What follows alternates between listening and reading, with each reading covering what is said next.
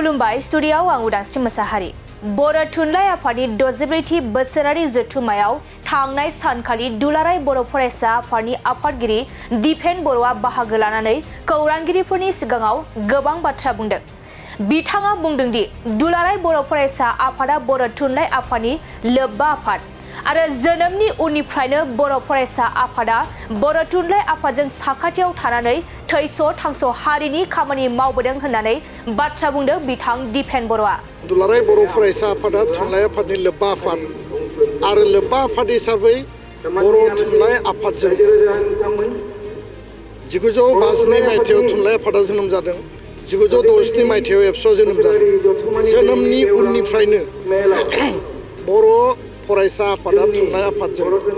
साखाथियाव थानानै आगदा आगसि थानानै थैस' थांस' जोङो हारिनि जेंना जेंसि आरो बै समाव जि भाषानि आन्दलन जादोंमोन मिडियाम गायसननायनि थाखाय नारा नाथा मोनसे जुजिनाय थासारि गासै बिथिङाव बर' फरायसा आफादा हाबा मावदों। बेनि अनगायैबो बिथाङा गोबां बाथ्रा बुंबावदों दि बर' रावा 8 शेड्युलाव जायगा मोननायनि उनाव आसामाव असमिया रावजों लोगोसे बर' रावा सोलिगोन। आसामाव भारताव बुहुमाव बर' रावा गावनि मर्यादानि आधाराव उदां राव गोथां राव हिसाबै थांनानै थागोन आरो 8थि शेड्युलाव मर्यादा मोननायनि उनाव आसामनि लोगो सरकारि राव हिसाबै मर्यादा मोननायनि उनाव बा रिकगनिशन मोननायनि उनाव आसामाव असमिया रावजों लोगोसे बर' रावा सोलिगोन। आरो बर' रावा बड'लेण्डआव एबा बिटिआरआव 1 नम्बराव आरो आसामाव 2 नम्बराव दं होननानैबो बुंदों। बिथाङा बुंबावदों दि बिमानि राव महरै बर' रावखौ प्राइमारि लेंगुवेज महरै सोलोंनाय आरो रायज्लायनाय बाहायनाया जोंनि हारिनि साफ्रोमबो सुबुंनि गुरु दायित्व। दुलाराय बर' फरायसा आफादा थुनलाइ आफादनि लोब्बा आफाद आरो लोब्बा आफाद हिसाबै बर' थुनलाइ आफादजों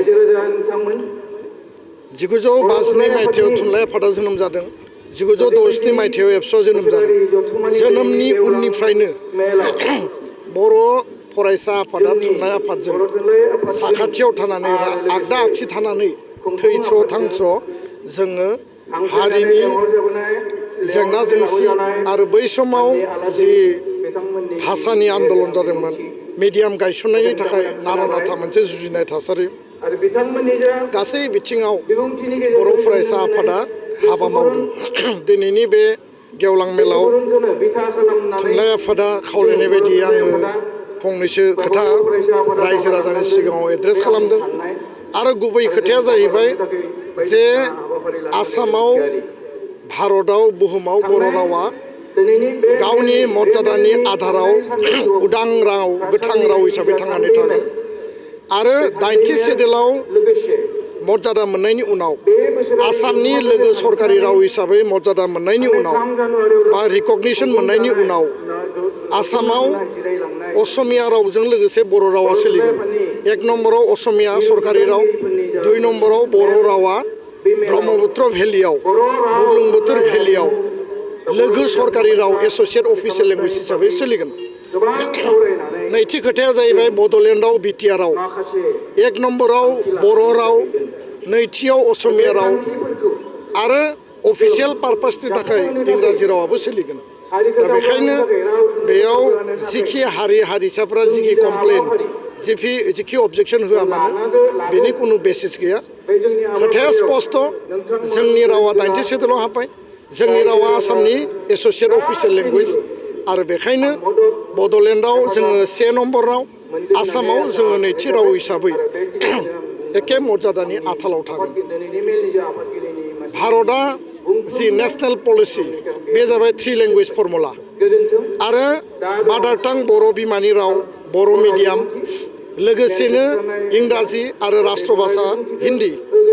खिन्थु आसामाव मालाबा मालाबा 4 लेंगुवेज फर्मुला जोंखौ जाबसिननो नागिरदों जोंखौ डमिनेट खालामनानै मालाबा जोंखौ असमिया फोरोंनो नागिरनाय मालाबा असमियाखौ कम्पालसरि खालामनाय मालाबा जोंनि अस्तित्वखौ गैया खालामनानै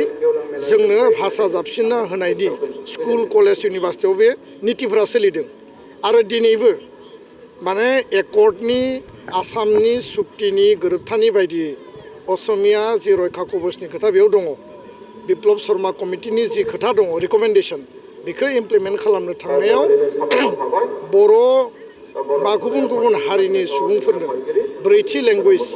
जाबसिना होनायनि मोनसे निति लाबोनो नागिरदों दा बेखायनो दुलाराय बर' फरायसा आफादा स्पष्ट आरो बर' थुनलाइ आफादाबो स्पष्ट जे जोङो 3 लेंगुवेज फर्मुलायाव जोङो स्टिक थागोन बेयाव खुनु माने बिकल्प गैया आरो जोङो रायलायनायाव बुंनायाव जों जायनि राव सोलोङा मानो बे जोंनि खोथा खिन्थु मिडियाम हिसाबै बिमानि राव हिसाबै बर' रावखौ प्राइमारि लेंगुवेज हिसाबै सोलोंनाय रायलायनाय बाहायनाया जोंनि हारिनि साफ्रोमबो सुबुंनि माने गुरु दायित्व आरो बे मोनसे जोंनि गुबै बिबान